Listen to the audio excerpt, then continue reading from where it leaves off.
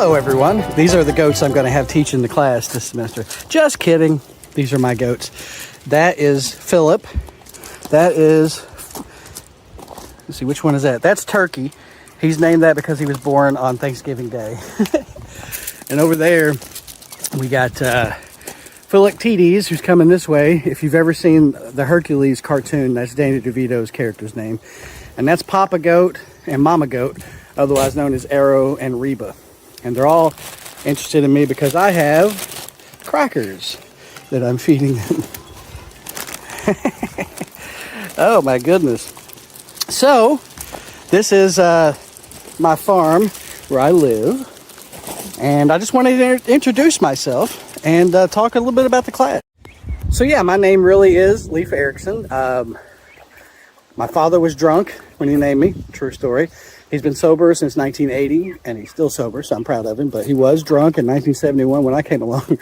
That's how I got that name. Yeah, this is English 101, and I teach all online, but I want you to understand, I think a lot of times people think people's experience with online classes is that there's some absentee professor and some faceless, nameless entity who you just send stuff to and then maybe you get a message from.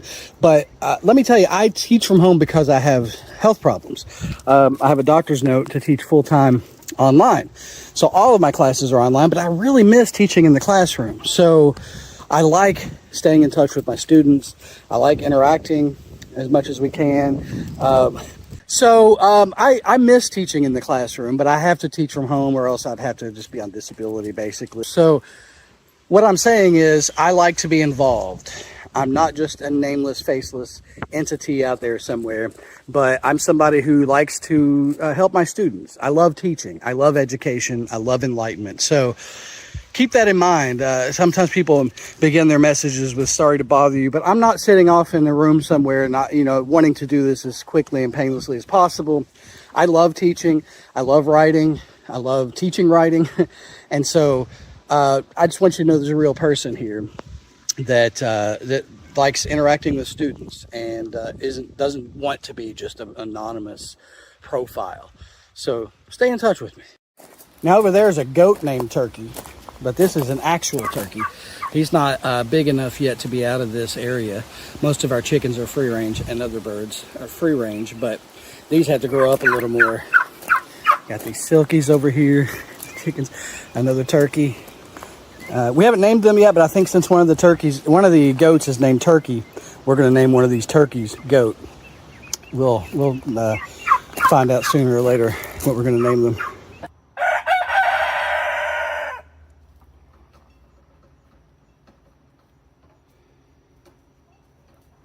Now let's talk about the class content, because I do get questions about that sometimes. Now, as you've noticed, if you've looked over Blackboard, this class is focused on the problems of AI, generative AI, which is like, as obviously you've heard about it by now. You may have used it, you may hate it, you may love it.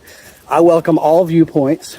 We're approaching it critically. In academia, that means that we are not just accepting what we're told or what we're supposed to think, but we're thinking deeply about this current issue.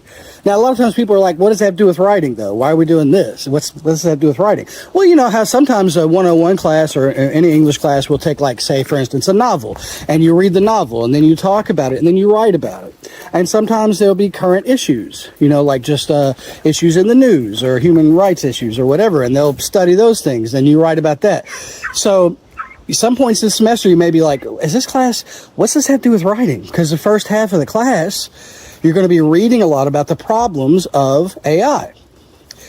But that's because in the second half of the semester, you're going to write about one aspect of those problems. That's the whole semester culminates in this paper or letter. You can look, there's different formats you can write. But this idea that you're trying to propose a solution to some problem posed by generative AI. So the first half of the semester, we're learning to synthesize. We'll be practicing critical thinking. We'll be practicing reading other people's ideas and understanding them and responding to those ideas, and lots of things that are preparing you for the second half of the semester when we actually write about the things we've been talking and studying about the first half of the semester. So studies show that if you give people, say, grammar instruction up front, that it's not likely that they're going to go put that in their writing. It's abstract. You get all these rules and regulations about writing, but when you're writing actual, typing or writing, your brain is operating from a different place, and it's just trying to get content out there. It can't just suddenly bring in those rules. It's not the way the brain works, really. Studies show that if you actually have people write and then critique their writing and give them feedback on it and correct mistakes in there and explain why there are mistakes and how to fix them, that actually is better for writing education. So we're going to be reading and thinking and talking a lot about the problems posed by generative AI. And then the second half of the semester, you're going to write about those problems and receive more specific writing instruction on your drafts and things like that. So feel free to reach out and ask me questions about that. If you've never used AI, if you're not tech savvy, don't worry. I'm not tech savvy either. I'll be 55 in August. I was born when Nixon was president, so I'm not exactly a tech guru, and I'm a humanities guy, but I just got interested in AI because of how much impact it's having on society, good and bad. And so I want to talk about that. And plus, you're going to be asked to have some familiarity with AI when you get in the work world. And instead of just saying, oh, go use it or don't use it or whatever, I decided to address the problems of it and critique them. That way you can practice critical thinking and you can practice writing about it. And that is kind of the main thrust behind the course. I'm glad you're in class, and I'm looking forward to reading what you write, what you think, what your ideas are. I think we're going to have a good time, hopefully.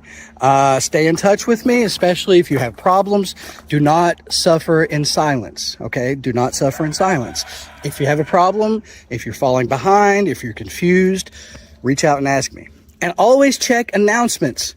I do post announcements, and they're not for nothing. And also check your BCTC email regularly, because if I need to reach out to you, that's how I'm going to reach out to you, is through your BCTC.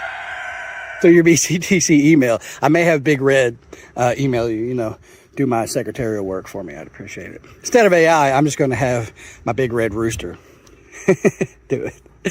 All right, well, thanks again, and look forward to hearing from you this semester.